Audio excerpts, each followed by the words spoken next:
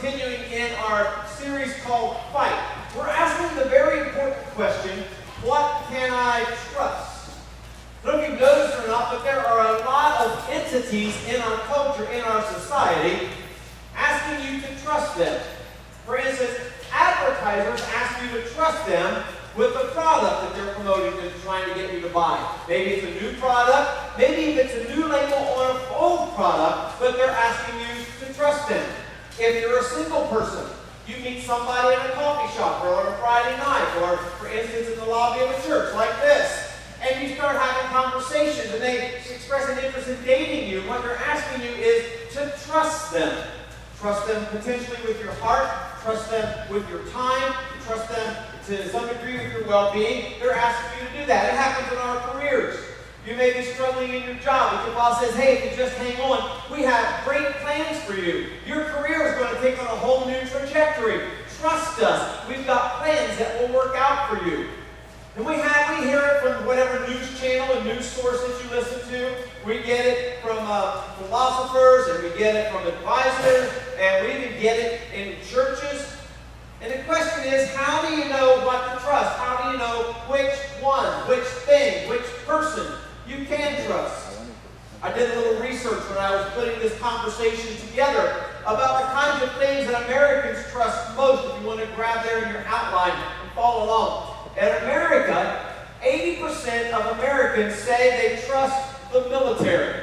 Do we have any current, former, or retired military personnel? Would you stand if you're in here? We just want to say thank you. Your country trusts you. Yeah, over here. Yeah. Thank you. Thank you. Thank you. You still have a seat. So another group that Americans say they trust, 72% of Americans say they trust teachers. That means they're trusting you personally. They're trusting you with the well-being of their children. They're trusting you with the furthering of this great country of ours. Do we have any current, former, retired teachers in here? We just want to say thank you. Would you stand? You're an educator to some degree. Thank you so much. Thank you. Last couple of years, there's been a group or an entity in the United States that has taken quite a hit. But recently, things have been trending the other way, not counting what happened in Tempe this past week. But 60% of Americans say they trust our police force. Do we have any law enforcement, current, former, retired men and women in here? We just want to say thank you if you're in here. I want you to know we appreciate you in spite of what happened on July 4th in Tempe. If you're following along, 58% of Americans say they trust their doctors. That's a pretty good thing to trust, wouldn't you agree? And then 42% of Americans say they trust religion. And here's the good news. That's up from 37% recently. That's why churches and Christians, pastors, imperfect as we are, have to continually be working for the good and the well-being of others and of our community, because while 42% puts us in the upper 50% of how this plays out, it's probably not the strongest percentage of trust you would imagine, right? Now, if those are the 5 categories that Americans as a body trust the most, then the other side of the ledger is equally important. What is it that Americans trust the least? Well, one of the things Americans trust the least is one another. Only 33% of Americans trust one another. How many of you trust the person sitting next to you? How many of you believe them? How many of you are married to them? Only 33% of Americans trust one another. Only 27% of Americans trust their bank.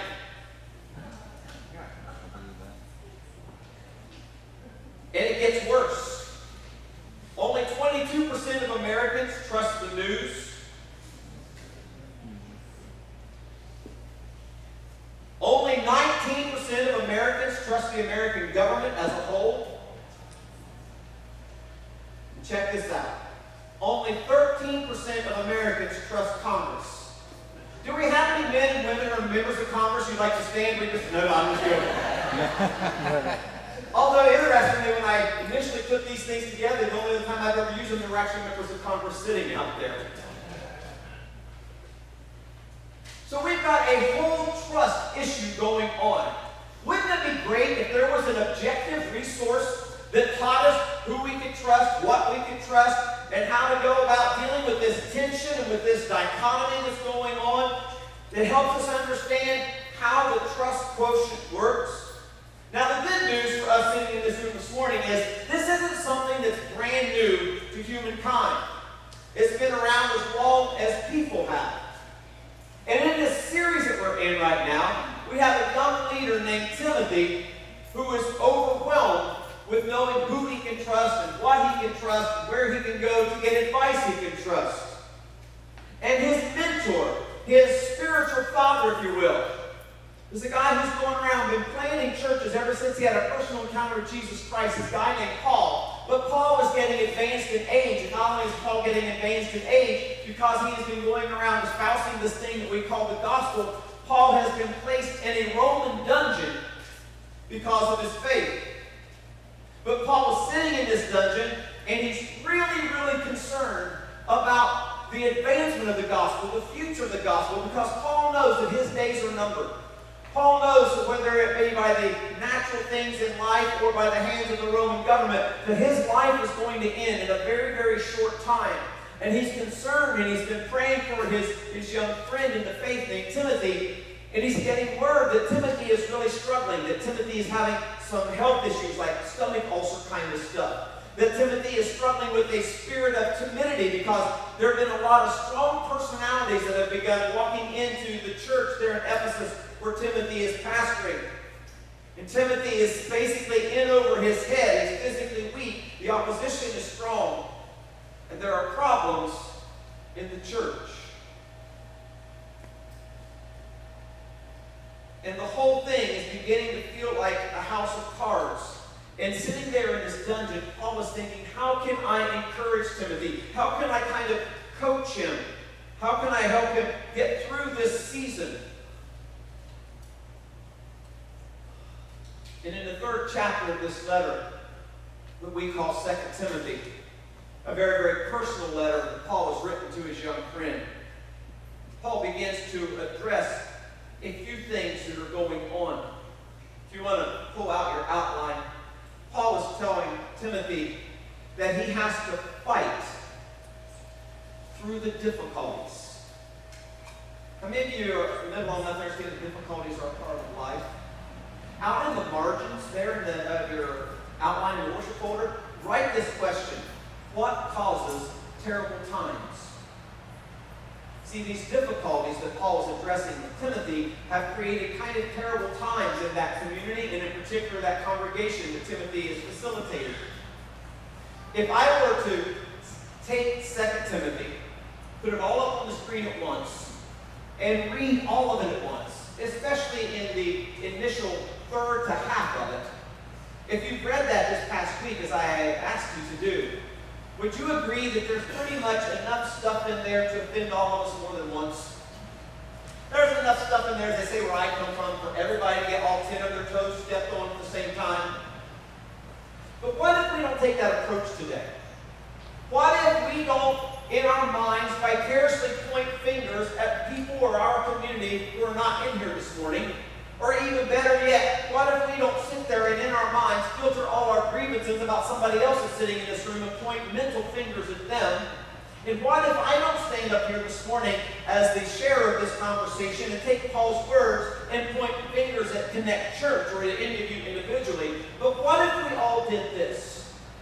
As we break down this passage and we look at these difficulties and we discuss what causes terrible times, what if we all opened our hearts and opened our minds and allowed the Holy Spirit to speak to us and gave ourselves permission to be honest with ourselves internally to see what God might want to bring about in our own lives according to His plan and His purpose? Do you think that's maybe a healthier way to go about some of the things that Paul has to address in this young leader? Because half of this chapter, Paul's breaking down the struggles with perspective that Timothy can grasp. This is important stuff. He says, Timothy, you've got to fight through difficulties. there in your worship folder is this. Timothy, you've got to fight through difficult times. Paul says, but mark this. Another translation says, Timothy, don't be naive. I like that. Don't be naive. There will be terrible times in the last days. People will be lovers of themselves. I don't know if you've recognized it in your own life, or maybe those close to you, but most of the great stressors in our own lives, most of the struggles, most of the trials, most of the difficulties that we all have that are part of our life are particularly our own fault. Half the time we can't even blame Satan because we're making our decisions for ourselves. Paul's saying, Timothy, here's what's going to happen. If you're going to be honest with yourself, Timothy, and if your congregation is going to be honest with themselves, Timothy, the greatest cause of the difficult times we're going through is this spirit of self-centeredness, because people are going to be lovers of themselves. A couple years ago, I was speaking up in Colorado, and as I went to the Denver airport to fly back here to Arizona, we stood up in line, and as they got us in line, the announcement came over that there was going to be about a 20-minute delay while they fixed something on the plane, but for us just to kind of remain there if we were physically able to. And so people kind of take a breath, and some gripe, and some complain, and some relax, but not this 14-year-old girl standing next to me. She got her phone out and started taking selfies. And over the next 20 minutes, she took no less than 200 selfies. You're like, David, how do you know she took that many? She's about 14. It looks, the lady she's traveling with appears to be her grandmother, and I heard her say, Grandma, that's number 200. But what happened, apparently, I'm kind of reading between the lines, is she would take selfies and she'd do something. Now, I imagine she was either texting those to friends, or she was posting them on her social media accounts, on Facebook and Twitter and Instagram and different things. And then she would look and she'd get feedback back, and then she started going all Vogue. You know what I mean? She was striking the poses and doing all the Vogue stuff. I wish Tammy had been there with me, because if she had, I'd have just embellished it and pressed it and then just see how far she'd go. But Tammy wasn't there, and I wasn't stepping into that. But she did that, and she's taking all of these pictures, and she's doing all of this stuff, and she was kind of cute, and she knew she was cute, and she just kept going and going and going. And it occurred to me that in our culture, social media, while in and of itself not good or bad, as wonderful as it can be, it has promoted an increasingly self-centered, self-absorbed society. Is that fair? And it contributes to the stress and difficulty that we all experience in our lives, most of which is self-induced. Now, the good news is this is not a passing fad. This is not something that just happened in recent memory and in the 21st century. It's not a passing infatuation of American culture alone, but it's actually a permanent characteristic of our times. And it's not new to us, because some of you in this room are old enough to remember back in the 70s and 80s, one of the things you would do for Christmas is you would get a self-portrait done, get it framed, and pass it out to people, right?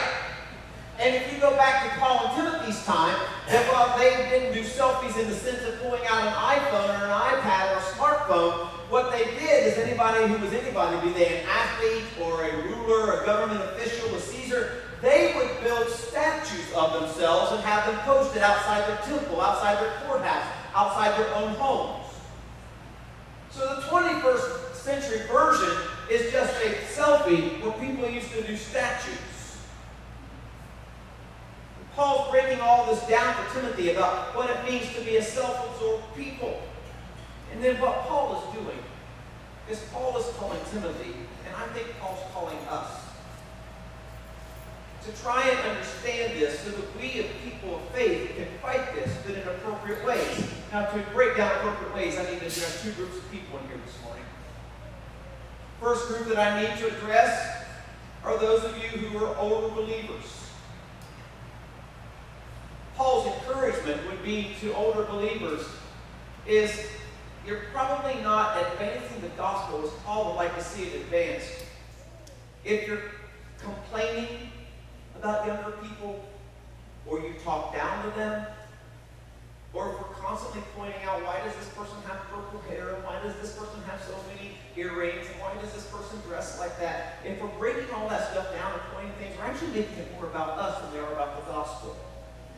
And Paul was saying, what I want you to do is I want you to consider your own relationship with Jesus Christ, your own purpose in the advancement of the gospel. Then I want you to be a bridge to these other people, regardless of their hair colors, regardless of their body art, regardless of their clothing styles, regardless of whether they talk like you, don't talk like you, vote like you, don't vote like you, look like you, don't look like you. Paul says, I want you to be a bridge to the gospel of Jesus Christ.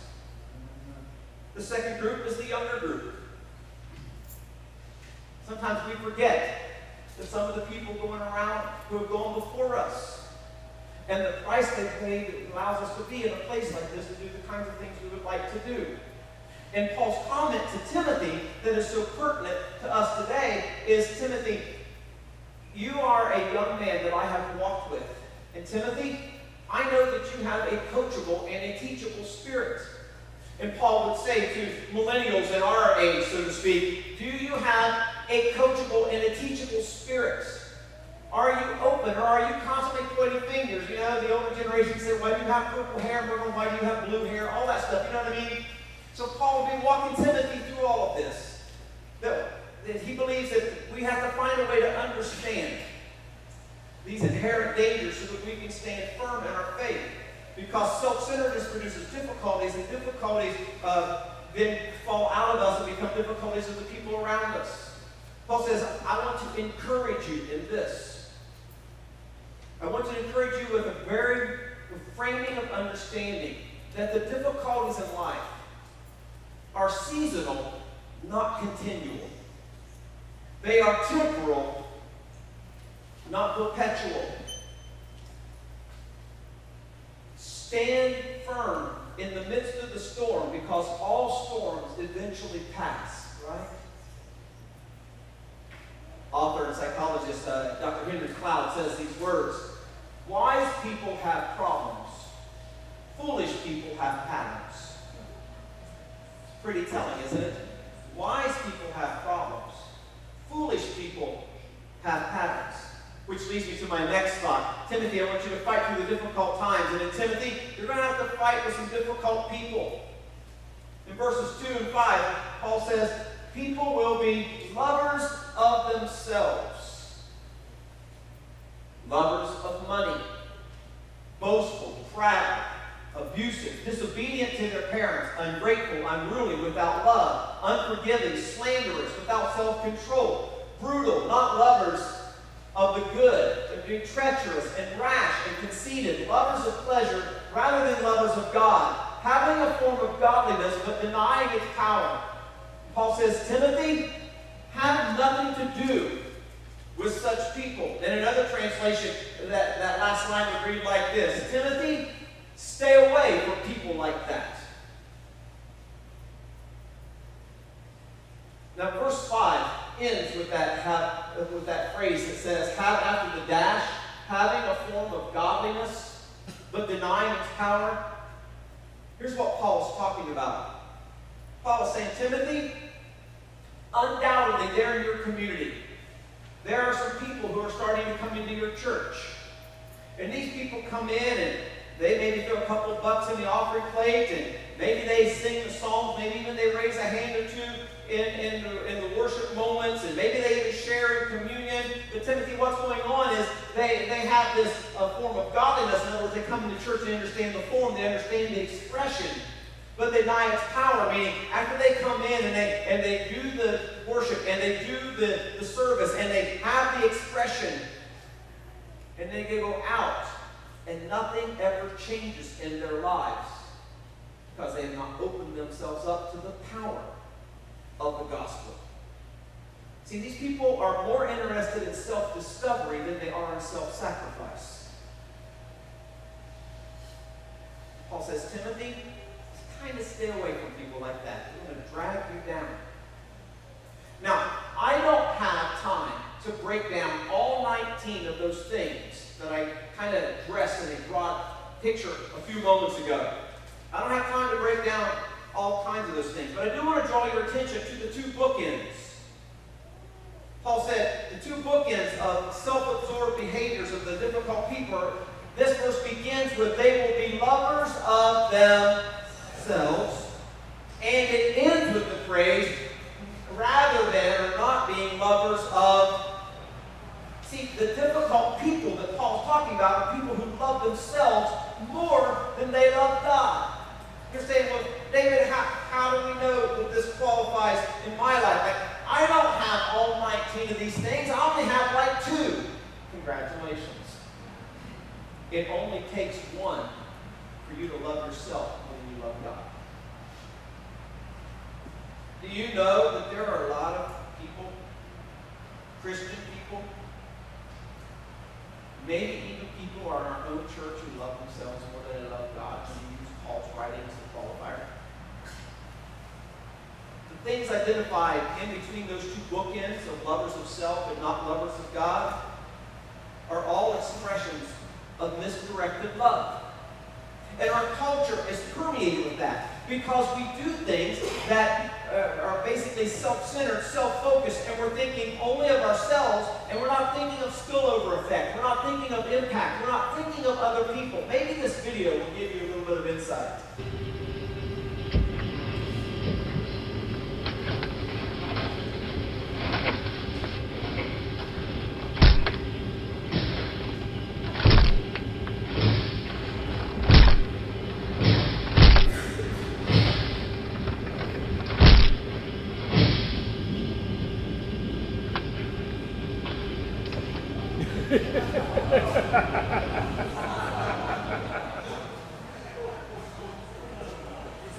See, people who love themselves, people who focus only on themselves, can never truly love others because others always represent a challenge. Others always represent the potential loss of something that you might want. People who have an exaggerated opinion of themselves look at others with contempt or maybe fear. And when you look at other people with contempt and you look at other people with fear, here's what it leads to. It leads to pride and gossip and slander. And in extreme circumstances, unfortunately, like we saw in our own greater community this past week, even murder. And here's the result. This tears families apart. It tears marriages apart. It can tear down great corporations. It can break apart incredible sports teams. It can tear up communities. And dare I say it, it can rip the heart out of the church. Paul tells Timothy, avoid those people. Have you lived long enough to understand that there are just some people in life who are better off not being around? Now, in some cases, that might be a season. Maybe it's a bully at school, or maybe it's a difficult boss, or coworker, or maybe it's a family member. But what Paul was doing with all this is Paul was reminding Timothy of the importance of the gospel. That it takes a new birth to become a new creation. Paul is saying the importance of the gospel is that it'll literally be turned inside out, that we might live God-centered, not self-centered lives. Ultimately, that we will love others and we will love the world like God does. And what this does is it moves the church from a form of self-discovery to its own innate form of self-sacrifice. Some of you are familiar with the name Mother Teresa. Shane Claiborne wrote a book about Mother Teresa a few years ago. And in that book, he talked about when he would be over there in Calcutta and he would spend time with Mother Teresa and the nuns, and then he would come back. People were always asking him, what's Mother Teresa like? He said he would literally get questions like this. Does Mother Teresa really wear a halo? Or does Mother Teresa really glow in the dark because of her goodness and her brightness? He said basically Mother Teresa was like a more exaggerated, loving version of your favorite grandmother. He said she was genuinely sweet, genuinely cared, and he said she had a real ornery side. He said, well, one day when he was over there and he was walking around and he was kind of processing some of this, he happened to notice that Mother Teresa's feet were severely deformed in all of her work. And that was how she got around. In fact, here's a picture of the feet of Mother Teresa. And he said, as he had noticed that on one of his early visits, and he was kind of walking around there among the community, kind of talking about half out loud himself, he began to wonder, does Mother Teresa have leprosy? Or has she contracted some debilitating disease? Or what's wrong? And one of the nuns kind of overheard him. And the nun said, Mr. Claiborne, you don't understand. When we receive donations here, we receive only enough donations to serve the people who are here. And when we get donations of shoes in, what Mother Teresa does, this nun explained, is she goes in the night before all the shoes are to be distributed. And she always wants to put other people before herself. And so she always picks out the worst pair of shoes in the boxes, uses those for herself so that other people can have good shoes to walk in to take care of her feet. And here's what Mother Teresa looked like in her shoes.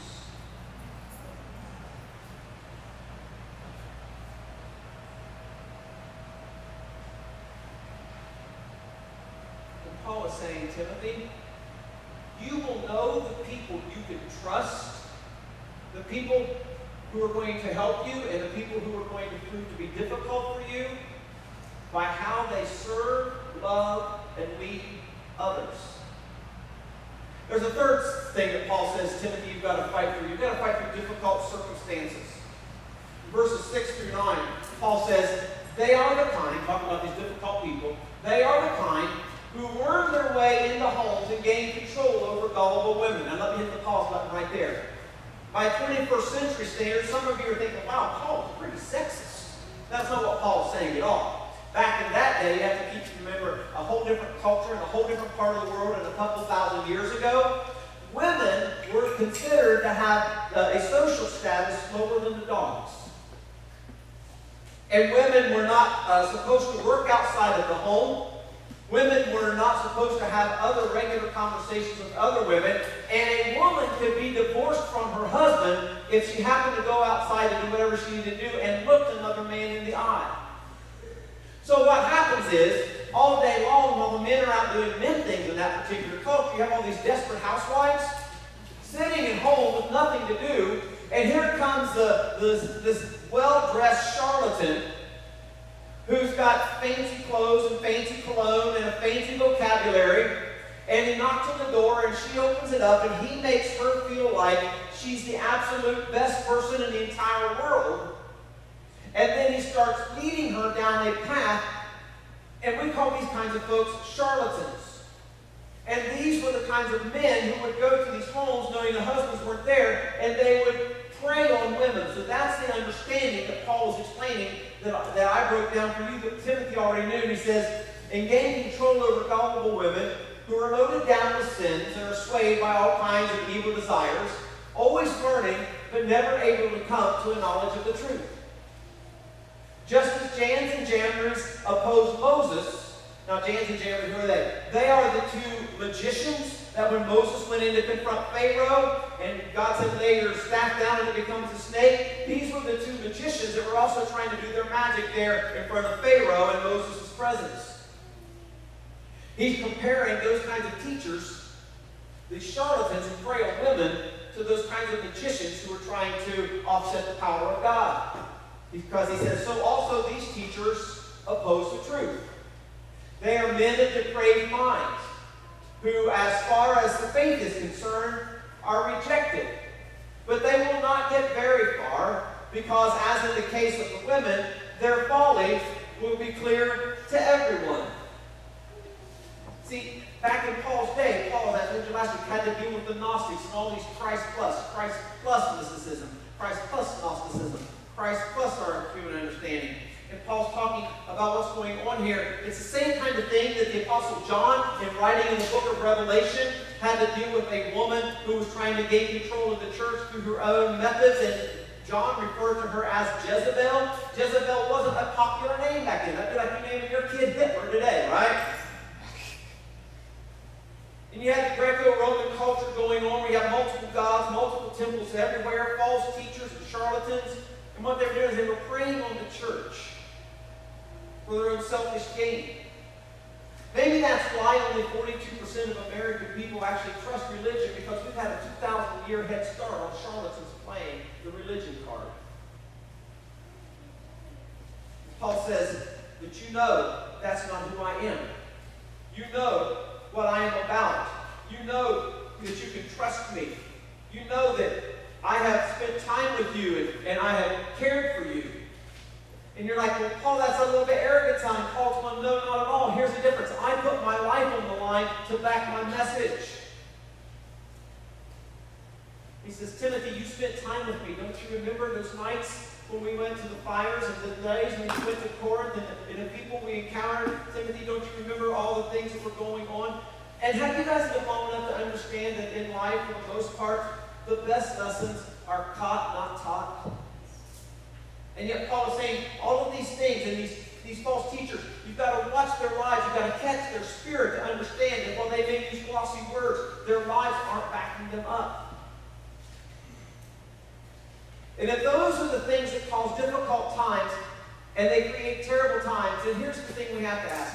When it comes to trust, what can you trust? As Paul would say there in your outline, Timothy, here's where you begin. Let's go back to the basics. Trust the message. Trust the message. Out to the side, put what changes terrible times. See, Paul is encouraging Timothy. He's building his confidence. He's reminding him to remember all the things that they went through. Remember Corinth, remember your mother, remember your grandmother, remember the times we spent together, remember how we met, remember the fires, remember the message. What's the message about? Well, first of all, remember the message of purpose. Here's what Paul says in verses 10 through 13. But you, Timothy, certainly know what I teach and how I live and what my purpose in life is. You know my faith, my patience, my love, my endurance. You know how much persecution and suffering I have endured. You know all about how I was persecuted in Antioch and Iconium and Lystra. But the Lord rescued me from all of it. Yes, and everyone who wants to live a godly life in Christ Jesus will suffer persecution. But evil people and impostors will flourish. They will deceive others and will themselves be deceived. Paul is encouraging Timothy. Paul's saying, hey, Timothy, I'm setting you up to understand that you are different. You've got this understanding. You have been taught. The message has been taught. And all of the things that you're going on. That's why we work so hard with what we're doing with student ministries and children's ministries and Awana ministries around here at Connect. That's why we offer Connect University to you and opening some things up in the community. We want you to be taught in the way, in the gospel, in the understanding, in the same kind of way that Paul's trying to encourage Timothy here. Paul says, Timothy, I laid down my life for the gospel. We spent time together. You understand it. See, Mom and Dad, you can send your kids to Awana and you can bring them to Connect on Sunday morning. But when you walk out these doors, if all you've had is an hour of self-discovery and there's been no self-sacrifice, your kids are observing what you're doing more than they're hearing what you're saying. You know, I've been blessed, as I told you before, to be raised in a Christian home. A couple of years ago, my parents were out visiting family me. At the time, my dad was 78, my mom was 74. And I had to go down and serve and speak at the Phoenix Rescue Mission. I said, I'm not going to be able to take you to dinner. I've got to go down there and do this. First thing my parents said was, can we go? I'm like, Dad, you can barely stand to feed yourself. How are you going to stand to feed 800 homeless men? On my way. Here's a picture of my parents, 78 and 74, stood there for an hour and 40 minutes and fed 800 homeless men. Mom and Dad, here's some great news. LJ and our community engagement team have made arrangements for Phoenix Rescue Mission On Thursday the 18th, we're taking a team of people. We usually take our youth, and we have a few of our youth workers go along. I think this would be a great time for some parents and grandparents to go with our youth and set the example instead of just coming to Connect Church and talking about the example. So you can sign up at Connection Point outside those doors to my left, your right. You'll need to leave there about 3:15. It will be a long evening. It'll take you about an hour to get there. Then you got to get checked in, get your aprons on, and then you're going to go out. You'll be assigned tasks, and we're going to actually do it banquet style because we figure at least 20 or 30 you're going to go. We're going to feed them. Then you'll have a little bit of a gap, and then we're going to sit in the worship service with them. You're going to hear men whose lives have been transformed from the ugliest of things to the beauty of Jesus Christ, sing like you've never heard songs that we sing around here before. But you won't get back, and I'll get to about 8 o'clock, you'll get back here about 9 o'clock. It will be a long time. Take a nap. But we want you to go. Sign up out there so that we can get the right number of people, get all of that stuff going on. Paul's reminding Timothy that this is what the godly life is all about. See, you know that in that passage we just read, there were 3 cities listed, and the third of those cities was Elytra. Well, most scholars would say that Timothy was born and raised by his parents, and specifically his grandmother and mother there in that community. And when Paul came to that community, Timothy actually heard Paul preaching. And then when the crowd rose up against Paul and they stoned him inside the city gates, then they took him outside the city gates and threw him in the gutter and left him there to die. Timothy saw all of that. Timothy also saw Paul rise from those circumstances, shake it off, and go on in carrying out the message, and go on enjoying his missionary journey. And Timothy says, if that man is willing to give his life for this cause, for the advancement of the gospel, then I want to be a part of that. Timothy, do you remember those experiences, Paul was saying? And he's saying, Timothy, you've also got to trust the message of truth. The message of truth, here's what the Bible says.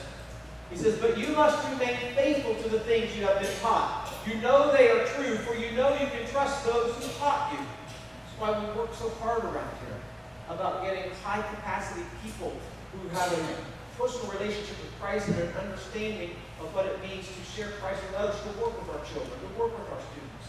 For you know you can trust those who taught you.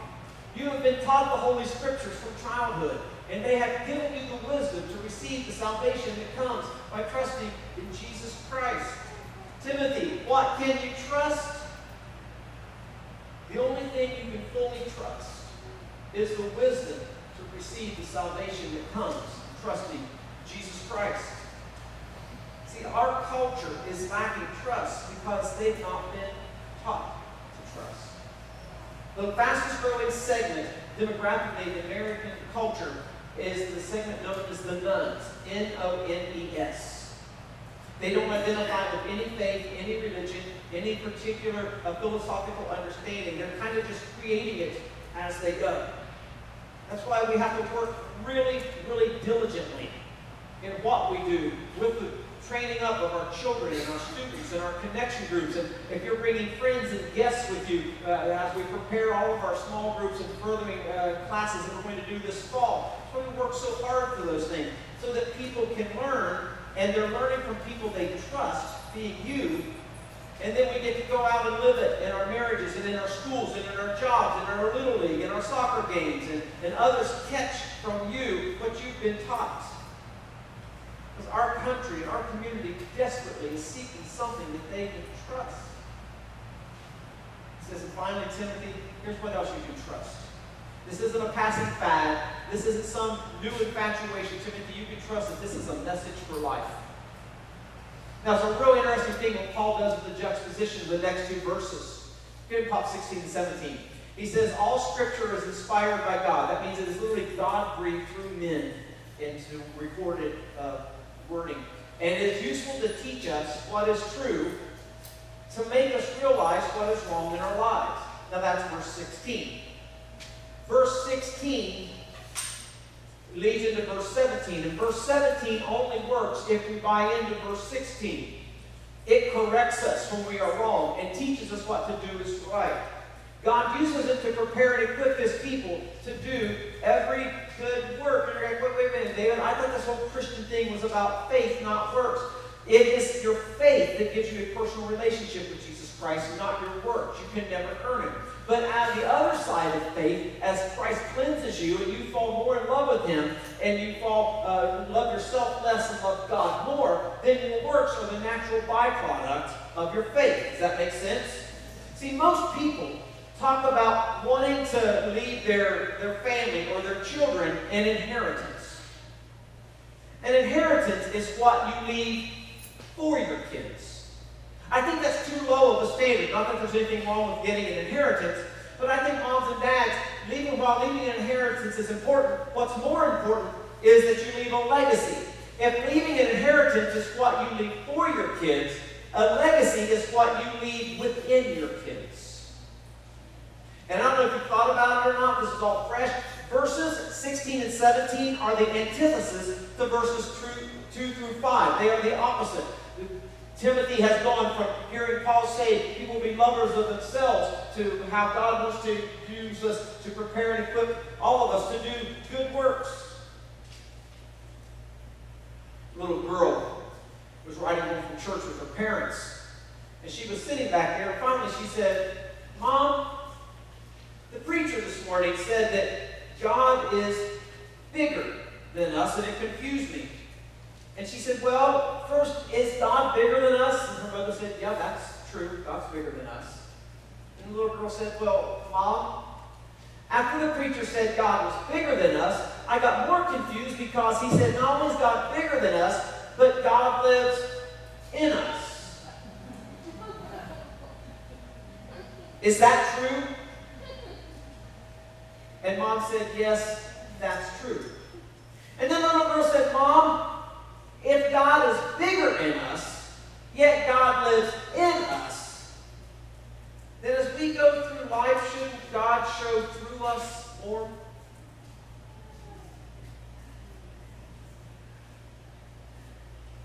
See, I think that Christians should be known for allowing God's love to shine through our lives. It seems that too many Christians are only known for what they are against. And too many churches are only known for what they are against. And not enough Christians and not enough churches are known for what they are for. God is for us. God is for love. He calls us to lives of self-sacrifice so that we can make the lives of a hurting culture, hurting neighbors, hurting people, hurting community better through His grace, His salvation, His provision. And that works only when you live life from the inside out and not the outside in. And so, Father, we are striving to learn through Paul's writing to this young pastor who was going through a tough time. And while churches all around the world in the United States have our own set of struggles and circumstances and difficulties, some of them terribly so, it's nothing brand new. It's been going on since the creation of the church. So, Holy Spirit, I would ask a couple of things today on behalf of Connect Church. I would pray that we would be a church that is known by what we are for and not what we are against. I would pray that we would be a church that offers qualified teachers and qualified teaching, whether it be on a Sunday morning like I've just shared, whether it be in our nursery, our children, our Awana students, our connection groups, our Connect University classes, so that people can trust the teachers. And if they can trust the teachers, there's a good chance they can trust the message being shared by the teachers. Because it's a message for life. It's not a message just for today. It's not a message just for this moment. It's a message that can seal our spirits for life. And God, in the process, we would become people who are reflections of your love, reflections of your goodness. That whole list of 19 things that Paul identified would begin to get further and further diminished in our lives and in our minds and in our approach to life. And more of you will begin to shine through our lives because you are bigger and greater and more wonderful than anything. God, we absolutely love you and we worship you. We give you all praise in Jesus' name.